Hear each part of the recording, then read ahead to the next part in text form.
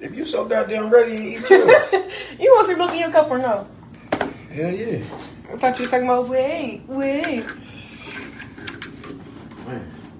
I don't even like milk. On the night of April 2nd, 2024, a 26-year-old woman named Montanae Davis picked up her phone in her home on Torrington Place in Dayton, Ohio, and called 911. She told the dispatcher that her ex-boyfriend, Jamartay Brown, was calling and threatening her. She told them she had 2 children in the house. The call was logged. The name was on record. Less than 3 hours later, Dayton police were dispatched to that same address. They found Davis in her kitchen with multiple gunshot wounds to the chest and face.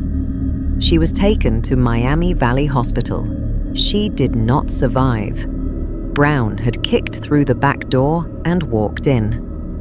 What follows is a complete account of what happened that night, how police caught Brown, what he did with the weapon afterward, and what it took nearly 2 years to finalize in a Dayton courtroom. Here we deliver clear, factual, and up-to-date true crime stories. Subscribe and turn on notifications to stay informed on the latest cases and investigations.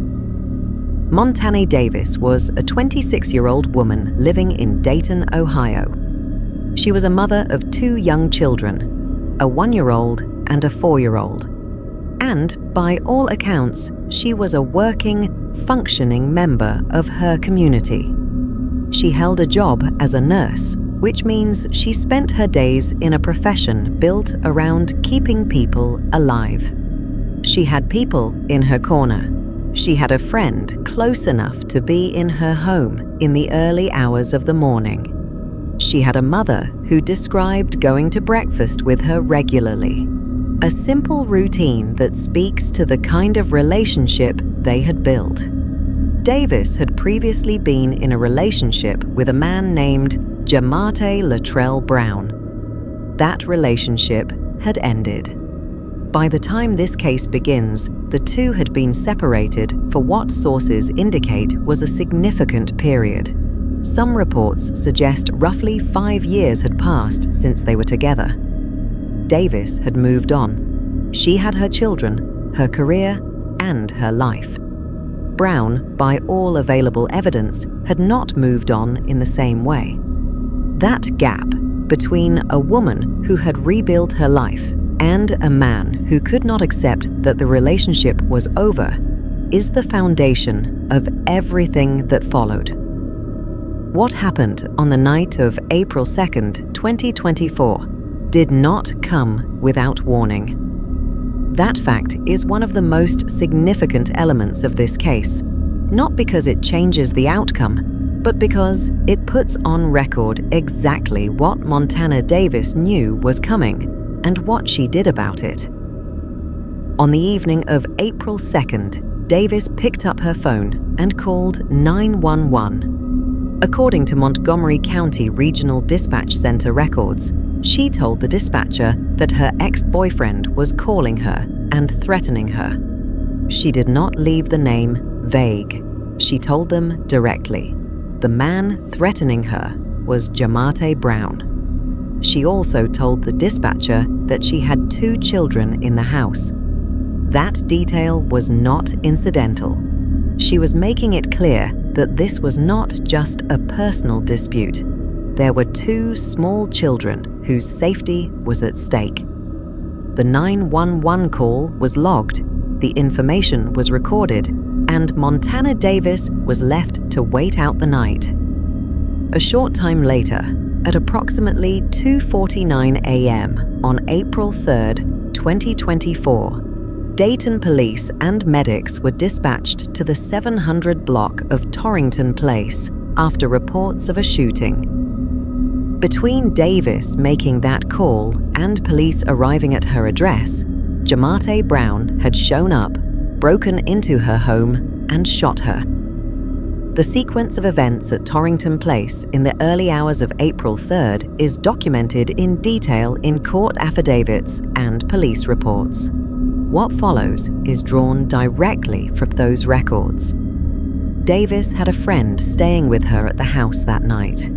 That friend was present and awake during the hours before the shooting. She heard Davis arguing with Brown over the phone. The argument took place in the early hours of April 3rd, meaning that even after Davis had called 911 the previous evening to report Brown's threats, he continued calling her. A short time after that phone argument, Brown showed up at the residence. He did not knock. He did not attempt to gain entry in any peaceful or civil way. He went to the rear of the house and began kicking at the back door and the back garage door. According to the affidavit filed in Dayton Municipal Court, Mr. Brown was able to force the door open and began to shoot Miss Davis several times with a firearm. Davis was in the kitchen when Brown entered. She was struck multiple times, gunshot wounds to the chest and the face. She did not collapse immediately outside where the break-in occurred. She was found in the kitchen, which means she was inside her own home, in one of the most ordinary rooms a person occupies when she was shot. Davis's friend, who was still inside the house, heard the shots. She grabbed her own firearm and returned fire at Brown. Brown was struck by at least some of that return fire, though reports do not indicate he sustained a serious injury. He fled the scene before Dayton police arrived. When officers reached the 700 block of Torrington Place, they found Montanae Davis in the kitchen with multiple gunshot wounds. They immediately began life-saving measures. Medics transported her to Miami Valley Hospital. She was taken into surgery. She did not survive. Montanae Davis died on the operating table approximately 2 hours after officers first arrived on scene. Montgomery County Coroner Dr. Kent Harshbarger officially identified her. Davis's 2 children, her 1-year-old and her 4-year-old, were in the home at the time of the attack. Neither child was physically injured. Dayton police were already operating with significant information before Brown was caught. Davis had named him in her 911 call just hours before her death. The phone records between Davis and Brown were available. The friend who had been in the house had witnessed the attack and returned fire. The crime scene itself, the forced back door, the spent shell casings, the physical evidence in the kitchen, was documented by the Forensic Services Unit. The investigation moved quickly. Police tracked Brown's movements after the shooting and traced him to a residence in the 4500 block of Queens Avenue in Dayton.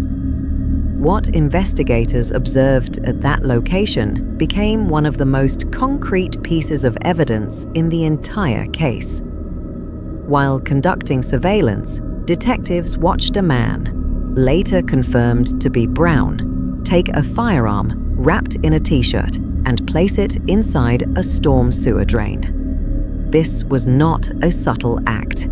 Detectives watched it happen in real time. They recovered the weapon from the storm sewer. Brown was then arrested nearby. At the time of his arrest, Brown was 24 years old. He was taken into custody and booked on suspicion of murder, aggravated robbery, and aggravated burglary. His initial arrest moved quickly into formal legal proceedings. On April 9th, 2024, Jamartay Latrell Brown was arraigned in Dayton Municipal Court. The charges filed against him at that stage were extensive. 4 counts of aggravated murder, 2 counts of murder, 2 counts of aggravated robbery, 2 counts of aggravated burglary, 2 counts of felonious assault, 1 count of tampering with evidence. The tampering with evidence charge was directly tied to what investigators had witnessed at the Queens Avenue address, Brown concealing the firearm in the storm sewer drain. That act of disposal, observed by detectives, was folded into the charge list immediately. His bond was set at $1 million. On April 12, 2024, a Montgomery County grand jury returned a formal indictment. The grand jury indictment confirmed the charges and moved the case from municipal court into Montgomery County Common Pleas Court. Brown was subsequently arraigned in Common Pleas Court on the full slate of charges, which now included 2 counts each of aggravated murder, aggravated robbery, aggravated burglary, and murder, along with 4 counts of felonious assault and 1 count of tampering with evidence. Dayton Police Lieutenant Stephen Bauer served as the department's public-facing spokesperson for early press inquiries on the case. The legal proceedings hit a significant point of contention in the summer of 2024. On July 5, 2024, Brown entered a plea of not guilty by reason of insanity. This is a specific legal defense that, if successful, would result in Brown being committed to a mental health facility rather than sentenced to prison. It requires a defendant to demonstrate that at the time of the crime, they did not understand the nature of their actions or could not distinguish right from wrong. In response to the insanity plea, the court ordered a mental health evaluation on July 26, 2024. That evaluation was conducted and submitted to the court for review. The case came before Montgomery County Common Pleas Court on September 13, 2024, for a competency hearing. Judge Mary E. Montgomery presided. After reviewing the mental evaluation, Judge Montgomery found that Brown was presently competent to stand trial. The not guilty by reason of insanity plea did not go away. That is a defense that can still be argued at trial, but the competency ruling confirmed that Brown understood the nature of the proceedings against him and was legally capable of participating in his own defense. This ruling cleared the path for the case to move forward toward trial. To understand the weight of what Brown faced going into trial, it helps to understand what the specific charges mean under Ohio law. Aggravated murder in Ohio is the most serious homicide charge available. It covers purposeful killing under specific circumstances, including killing during the commission of a felony, such as aggravated burglary. The fact that Brown forced his way into Davis's home before shooting her created the circumstances for an aggravated murder charge tied directly to the burglary. Ohio law also allows for multiple counts of aggravated murder based on different factual theories of the same killing, which is why 4 counts were filed. Aggravated burglary applies when a person trespasses into an occupied structure with the purpose of committing a criminal offense, and either the structure is a permanent or temporary habitation, or the offender has a deadly weapon. Brown's forced entry into Davis's residence at a time when she and her children were present, while armed, satisfied the elements of this charge. Aggravated robbery under Ohio law applies when someone, in the course of committing a theft offense or fleeing afterward, has a deadly weapon. The prosecution's theory here was that the entry and the attack constituted a robbery scenario as well. Felonious assault covers knowingly causing serious physical harm to another person. or causing physical harm by means of a deadly weapon. Multiple counts can be filed for multiple victims or for separate acts. Tampering with evidence directly addresses Brown's disposal of the firearm in the storm sewer drain, an intentional act designed to destroy or conceal evidence relevant to the investigation. Taken together, the charges reflected a prosecution theory built around a planned, deliberate attack. Brown armed himself, traveled to Davis's home, forced entry, shot her multiple times, and then took deliberate steps to destroy the weapon. The charges were not incidental. They were structured to address every element of what the evidence showed. Before trial, prosecutors had access to a substantial body of evidence. Reconstructing that profile from court records and public reporting gives a clear picture of what the state intended to put before the jury. The 911 call, April 2nd, 2024. This was a foundational piece of evidence. Davis called 911 the night before her death, named Brown specifically, described his threats, and disclosed that she had 2 children in the home. The call was logged with Montgomery County Regional Dispatch Center. It established premeditation on Brown's part. He had been making threatening calls before arriving, and it documented that Davis had reported his threats to authorities before the attack occurred. Phone records Davis's friend, who was at the house, heard Davis arguing with Brown on the phone in the early hours of April 3rd, after the 911 call had already been placed. This established a timeline showing that Brown was in contact with Davis immediately before he showed up at her door. The eyewitness, Davis's friend, the friend who was in the house, was a direct witness. She heard the argument, heard Brown force entry, heard the shots, and took her own gun and returned fire. Her account was logged in Dayton Municipal Court records and formed part of the affidavit that led to Brown's arrest warrant. Physical evidence at the scene. Dayton Police's Forensic Services Unit documented the crime scene extensively. The forced rear door and garage door showed the point of entry. The location of Davis's body in the kitchen established where the shooting took place. Shell casings and ballistic evidence were recovered. The weapon recovery. The firearm Brown attempted to dispose of in the storm sewer drain was recovered by detectives who had observed the act in real time. This gave prosecutors the murder weapon and simultaneously provided evidence for the tampering with evidence charge.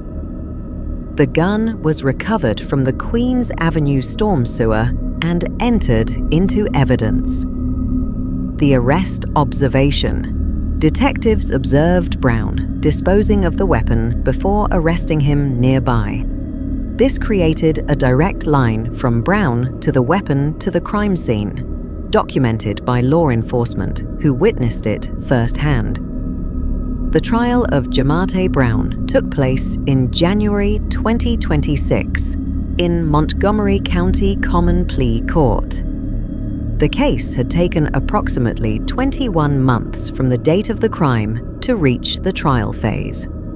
That timeline included the initial arrest, the grand jury indictment, the competency question, mental evaluation, competency ruling, and pretrial preparation by both sides. Judge Mary E. Montgomery presided over the trial. The prosecution was handled by the Montgomery County Prosecutor's Office under Matt Heck, Jr. The trial proceeded before a jury. Both sides presented their cases. The prosecution laid out the full timeline: the 911 call, the phone argument in the early morning hours, the forced entry, the shooting, the flight from the scene, and the weapon disposal. the friend who had been in Davis's home and witnessed elements of the attack, testified as part of the state's case. The defense had entered a not guilty plea and had previously explored the insanity defense path, though that route had been challenged by the competency ruling and the mental evaluation findings. The jury deliberated and returned its verdict. Jamartay Brown was found guilty on all significant counts: aggravated murder, guilty; murder, guilty; aggravated burglary, guilty; aggravated robbery, guilty; felonious assault, guilty. The verdict represented a complete rejection of any defense argument that Brown was not responsible for what happened to Montana Davis on April 3, 2024. Following the guilty verdict, the case moved to sentencing. On February 12, 2026, just under 2 years after the murder, Jamartay Latrell Brown appeared before Judge Mary E. Montgomery for his sentencing hearing. The sentence handed down was the maximum available under the law: life in prison without the possibility of parole, plus an additional 25 to 30.5 years on the remaining charges. Brown was 26 years old at the time of sentencing. Under this sentence, he will never be released from prison. The life without parole component means there is no parole board he can appeal to, no minimum term after which he becomes eligible for release. The additional 25 to 30.5 years on the other charges stacks on top of that, though with a life without parole sentence already in place, those additional years are largely symbolic in practical terms. Montgomery County Prosecutor Matt Heck Jr. issued a statement following the sentencing. The murder of Ms. Davis by this defendant was senseless and tragic. Ms. Davis's 1-year-old and 4-year-old children, who were both in the residence at the time of the murder, were left without their mother. Heck's statement was direct and factual. It named the 2 children present in the house when their mother was shot, left without a mother as a result, and placed them at the center of why the sentence was appropriate. The Montana Davis case is not isolated. It is one of thousands of cases in the United States each year that follow the same factual structure. A woman ends a relationship. The man she was with refuses to accept the end. The refusal escalates to harassment and threats. The woman reports those threats, and she is killed anyway. The specific mechanics of this case, the 911 call the night before, the continued phone harassment, the forced entry, the shooting, represent a pattern that researchers and law enforcement professionals have documented extensively. Several elements of this case are worth examining individually. The warning was given and recorded. Davis did everything that is commonly described as the right thing to do in a threatening situation. She called 911. She named the person threatening her. She documented that her children were present. That call exists in the Montgomery County Regional Dispatch Center records. It was later used as evidence in the prosecution, but it did not stop the attack from happening in the hours that followed. That gap between a documented, named threat and the follow-through of that threat is a consistent feature of domestic violence homicide cases. The attack happened at home. Davis was in her own kitchen when she was shot. She was not in a public space, not in a confrontation she walked into. She was in her home, in the middle of the night, with her children in the house and a friend staying over. Brown traveled to that location, forced his way in, and brought the violence directly into what should have been her most protected space. The children were present. Both of Davis's children, ages 1 and 4, were in the house when their mother was shot. They were not harmed physically, but the legal record is clear. They were there. They were present. The prosecutor's office highlighted this fact explicitly in the statement following sentencing. 2 children who were 1 year old and 4 years old at the time their mother was murdered are now, in 2026, 3 years old and 6 years old. They are growing up without her. The weapon disposal shows premeditation. Brown did not attempt to surrender after the shooting. He fled the scene, traveled to another location, and took deliberate steps to conceal the murder weapon by placing it in a storm sewer drain. That act, wrapping the gun in a t-shirt, walking to a drain, dropping it in, requires intent and forethought.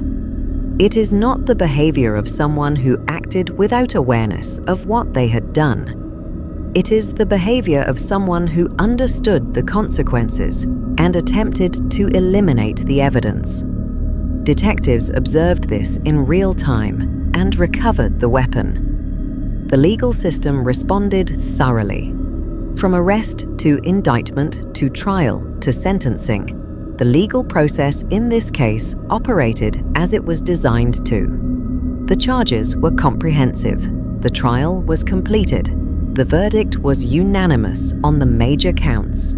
The sentence was the maximum. Every stage of the process moved in the direction the evidence pointed. In the days immediately following the shooting, before the legal process had fully begun, Davis's family and community held a balloon release in her honor. Her mother, Melissa Dennis, spoke publicly. This has really took a toll on us and I hope to make it through, because every day I'm going to mourn. I'm going to hurt. I can't go to breakfast with my baby. She'd called me at 6 o'clock in the morning, and we go to breakfast once the kids had gone to daycare, school. Dennis also confirmed that the family knew the person responsible. She was a wonderful sister, Dennis said, referring to Montanae in words directed to a sibling, before correcting herself to describe her as her daughter. The grief in her statement is concrete and specific, not just loss in the abstract, but the loss of a morning routine, a phone call, a standing breakfast date. Davis's mother also confirmed that she knew the man who had shot her daughter and that he was in custody. That knowledge, that the person responsible was identified, arrested, and facing charges, did not erase the fact that Davis was gone. The community response also included significant attention on social media.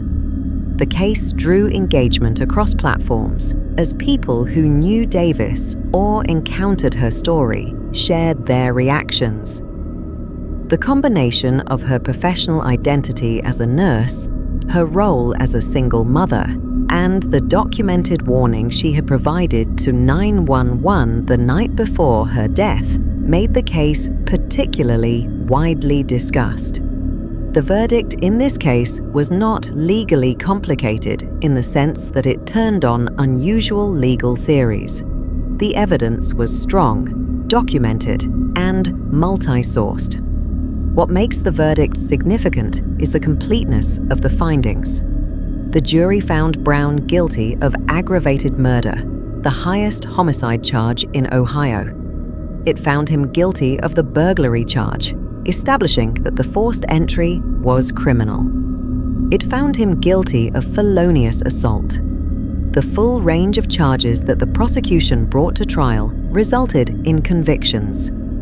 Under Ohio law, aggravated murder carries a possible sentence of death, life without parole, or life with parole eligibility after a set term.